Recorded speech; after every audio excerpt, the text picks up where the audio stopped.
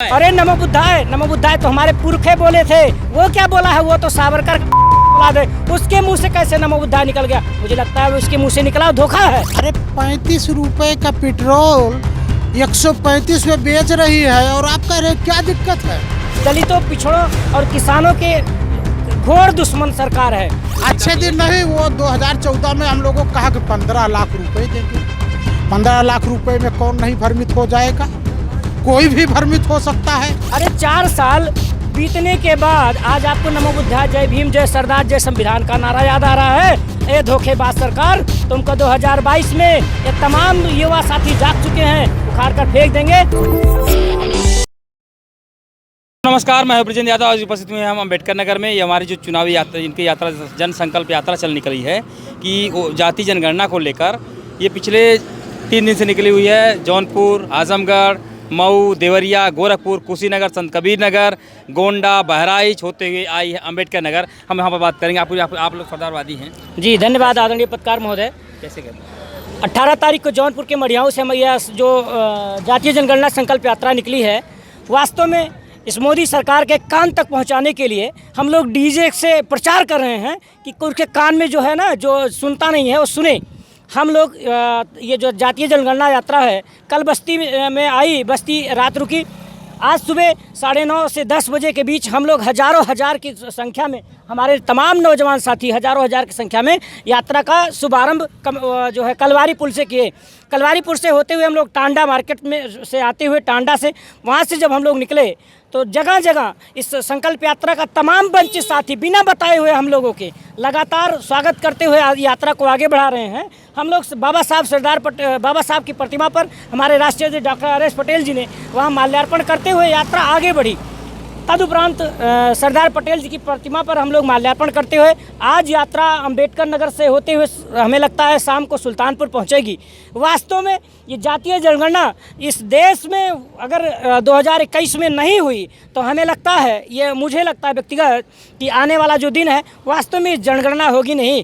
मैं आपको बता दूं, इस मोदी सरकार, ये जो आप जान लीजिए कि दलितों, पिछड़ों और किसानों के घोर दुश्मन सरकार है, यूँ कह ले। कैसे? वो तो 2000 रुपया दे रही है। अरे रुपये से पेट भरेगा? मैं कहता हूँ आपसे ब्रिजेंद्र भाई, आप बताइए, रुपये से पेट भरेगा? अरे मेरा किसान, मेरा जो है अभी देख ले फसल बर्बाद हो चुकी है। तमाम जो फसलें हैं, मैं आपको आपके माध्यम से दिखाना चाहूँगा। ये तो हमारी धानें जो डूब गई हैं, इसका मुआवजा कौन देगा? 2000 दे दिए तो बड़का घमंड उसको हो गया मोदी सरकार को। अरे ये मोदी सरकार 5 किलो राशन भी तो दे रहे हैं। अरे राशन हम पैदा करते हैं तब वो देता है, राशन हमारे खेत का है तब वो देता है। और वास्तव में बता दूं, 1 बीघा में लगभग 5000 रुपये खर्चा आता है। 2000 रुपये देकर के मेरा पेट भर देगा? और तमाम जो नौजवान साथी उसका पेट भर देगा? अरे मोदी सरकार, तुम धोखेबाज सरकार हो, हिटलर की नाजायज औलाद हो। और जो मोहन भागवत है ना, उसके टट्टू हो। मोहन भागवत के टट्टू ये लोग हैं। क्यों टट्टू कह रहे हैं? अरे अडानी और अंबानी मोहन भागवत के इशारे पे मोदी काम करता है? आप बताइए, काम नहीं करता है अभी? तो अरे भाई साहब, अरे जीते होंगे। लखीमपुर में किसान नरसंहार हुआ, मोदी के मुंह में घी तक नहीं पहुंचा। क्या वहां जाकर के श्रद्धांजलि नहीं दे सकता है? तो हमारे सिंधु बॉर्डर पर तो राकेश टिकैत सहित तमाम किसान नेता वहाँ बैठे हैं, उनके यहाँ जाकर के एक शब्द किसानों के बारे में नहीं कह सकता है। अरे वो कल गौतम बुद्ध की स्थली पर गया था, वहाँ हज़ारों हज़ार के बोले नमो बुद्धाय। अरे नमो बुद्धाय तो हमारे पुरखे बोले थे। वो क्या बोला है? वो तो सावरकर औलाद है, उसके मुंह से कैसे नमो बुद्धाय निकल गया? मुझे लगता है उसके मुंह से निकला धोखा है। सम्मान दे रहा है आपके बुद्ध को। अरे सम्मान तो हमारे पुरखे पहले से दिए थे। आज मोदी कोई नया नियम है? मोदी नया नाम है जो सम्मान दे रहा है? जी भी दे रहे हैं। अरे फिर वही बात, योगी जी, मोदी जी दोनों सावरकर के नाजायज औलाद इसलिए दे रहे हैं क्योंकि 2021 चुनाव आ रहा है। सावरकर कौन थे? अरे फिर वही बात कर रहे हैं, सावरकर थे वीर। वो बार अंग्रेजों से माफीनामा मांगे, उसको वीर बता रहे हैं आप? वो तो हमें लगता है नपुंसक सरकार था, नपुंसक सावरकर था। और आप जान लीजिए, मुझे लगता है ना, ये जो योगी है इसका दिमाग फिर गया है, फिर ये गया है, ये चालाकी लगा रहा है। 2021 में जानते हैं, 2021 में वोट लेने के लिए नमो बुद्धाय बोल रहा है। 2022 में नमो बुद्धाय बोलने को जान रही किस लिए बोल रहा है? वोट लेने के लिए बोल रहा है। अरे इससे पहले 4 साल बीत गया, क्यों नहीं बोला था नमो बुद्धाय? मोदी जी वास्तव में एक बार गए थे बाहर, विदेश में गए थे, वहाँ नमो बुद्धाय बोले थे। मैं उनका विदेश में स्वागत, की धरती से आया हूं। हाँ वहाँ स्वागत करता हूँ, वहाँ विदेश में। अरे 4 साल बीतने के बाद आज आपको नमो बुद्धाय, जय भीम, जय सरदार, जय संविधान का नारा याद आ रहा है। ए धोखेबाज सरकार, तुमको 2022 में ये तमाम युवा साथी जाग चुके हैं, उखाड़ कर फेंक देंगे, चले जाएंगे वो वहाँ, क्या बोलते हैं आप बताइए, क्या बोलते हैं, कहाँ जाएंगे? बोलगा। हाँ बिल्कुल जाएंगे, वहीं जाएंगे, बोलगा जाएंगे। बोलगा जी, बोलगा टू गंगा कहने पे एक मुख्यमंत्री के पिता जेल चले गए। बोलगा से गंगा कहने से अगर वो जेल गए तो ये पूरी सरदार सेना भी जेल जाने के लिए तैयार है। अगर इस सरकार में दम है तो हम सब लोगों को जेल भरे, हम लोग जेल भरो आंदोलन शुरू कर देंगे। तैयार हैं आप लोग? हम लोग तैयार हैं। क्यों तैयार आखिर में? क्या दिक्कत क्या है सरकार कितना विरोध कर सरकार, रहे हैं आप? अरे 35 रुपए का पेट्रोल 135 में बेच रही है और आप कह रहे हैं क्या दिक्कत है? हाँ, आपको 2000 रुपये महीना दे रही है, राशन दो दे रही है, हजार और क्या रुपये, देंगे? 2000 बिजली फ्री रुपये, भी कर रही है। 2000 रुपये ब्याज।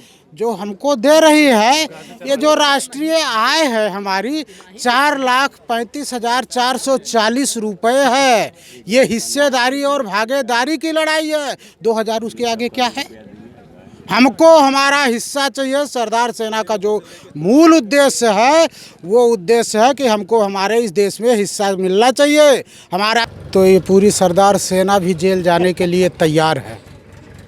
अगर इस सरकार में दम है तो हम सब लोगों को जेल भरे, हम लोग जेल भरो आंदोलन शुरू कर देंगे। तैयार हैं आप लोग? हम लोग तैयार हैं। क्यों तैयार आखिर में? क्या दिक्कत क्या है सरकार कितना विरोध कर रहे सरकार, हैं आप? अरे 35 रुपए का पेट्रोल 135 में बेच रही है और आप कह रहे हैं क्या दिक्कत है? हाँ, आपको 2000 रुपये महीना दे रही है, राशन दे रही है, 2000 और क्या रुपये, देंगे? 2000 बिजली फ्री रुपये, भी कर रही है। 2000 रुपये ब्याज। जो हमको दे रही है, ये जो राष्ट्रीय आय है हमारी 4,35,440 रुपये है। ये हिस्सेदारी और भागीदारी की लड़ाई है। 2000 उसके आगे क्या है? हमको हमारा हिस्सा चाहिए। सरदार सेना का जो मूल उद्देश्य है वो उद्देश्य है कि हमको हमारे इस देश में हिस्सा मिलना चाहिए। हमारा हिस्सा कितना है? हमारा हिस्सा 4,65,440 रुपये IMF का आंकड़ा है। ये IMF का प्रति व्यक्ति आय है। ये आय हमको मिलनी चाहिए। हमको नौकरी फाटा कुछ नहीं चाहिए। उसके बाद 30% 40% जो खर्चा लगे वो लीजिए हमसे और इस देश को चलाइए। बाकी 70% जो है यहाँ का नागरिक गरिमापूर्ण जीवन जीने के लिए अनुच्छेद 21, गरिमापूर्ण जीवन जीने के लिए 70% अपनी प्रति व्यक्ति राष्ट्रीय आय का उपयोग करेगा, उपभोग करेगा। और इससे जो पूंजीवाद में हर साल, हर 20वें साल संकट आता है, वो संकट सरदार सेना की गारंटी है कि तो आपने तो कभी नहीं आपने तो आएगी। जीने का मंत्र बता दिया देश को। हाँ, सच्चाई ये है जीने का मंत्र नहीं है। मंत्र ये जीने का नहीं है, ये जीने का आधार है। मंत्र तो वो लोग बोलते हैं जो तंत्र ढो रहे हैं। साड़ वाली सरकार नहीं चलेगी, नहीं चलेगी, नहीं चलेगी। साड़ वाली सरकार नहीं ये चलेगी। जीवन का आधार है, लोकतंत्र का आधार। अभी सच्चा लोकतंत्र भारत में लागू ही नहीं हुआ है। सच्चा लोकतंत्र तब लागू होगा जब आर्थिक लड़ाई में हम लोगों को हमारा हिस्सा मिलेगा।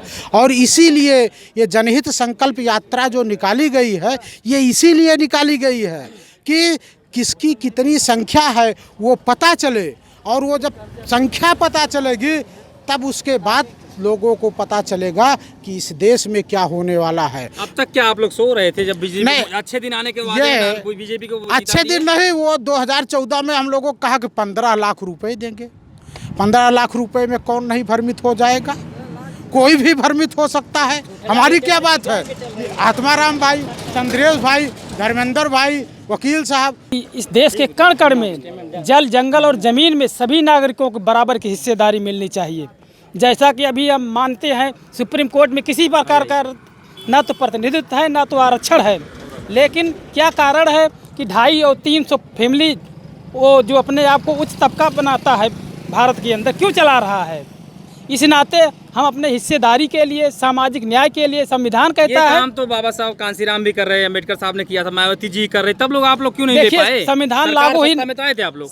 संविधान लागू ही नहीं होना चाहिए, संविधान लागू होते दिखना चाहिए। जिस प्रकार से न्याय का मामला है कि न्याय होना ही नहीं चाहिए। इस देश में न्याय तो आज के 75 सालों से हो रहा है, लेकिन न्याय होते हुए नहीं दिख पाता है। एक आम नागरिक से आप पूछें कि भैया आप अदालत जाना चाहोगे, उसका जवाब होगा हम नहीं जाना चाहेंगे।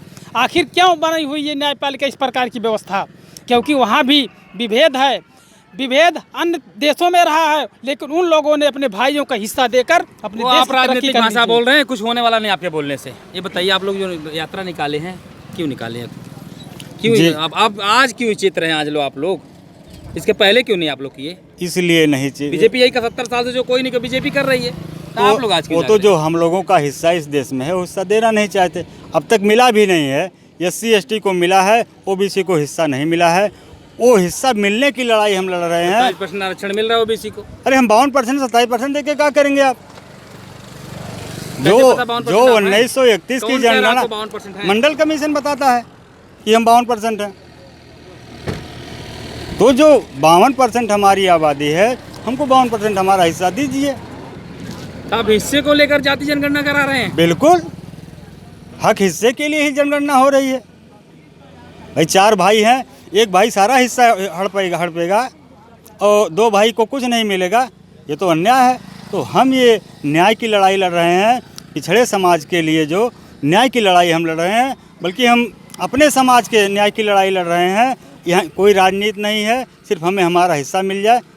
कोई भी ये हिस्सा देने को तैयार हो, कोई भी पार्टी, हमसे इससे मतलब नहीं है। भाजपा ही हमें हिस्सा दे दे, भाजपा दे दे, कोई भी दे दे, हमें गणना करा दे, हिस्सा ले लेंगे गणना आप। हमारा कराए, कोई भी कराए, हमसे इससे मतलब तो नहीं अधिकार है। ले लेंगे आप लोग? बिल्कुल ले लेंगे, आज जगह है तो ले लेंगे। जगह है तो ले लेंगे। ये थे सरदार सेना के कुछ लोग थे जो कड़क और गर्म मिजाज के हैं, अपनी बात को बड़ी बेबाकी से रख रहे हैं। हालांकि अभी लोग सत्ता में किसी पार्टी की नहीं, एक कैडर है, ये सामाजिक संगठन है जो जन जन तक जागरूक करता है कि संविधान कैसे चलता है, कैसे रहता है, कैसे करता है, उसके मजबूत करने की विचारधारा पे लोग काम करते लिए हैं। तब तक के लिए नमस्कार, ब्रजेंद्र यादव, द कंटाप के लिए।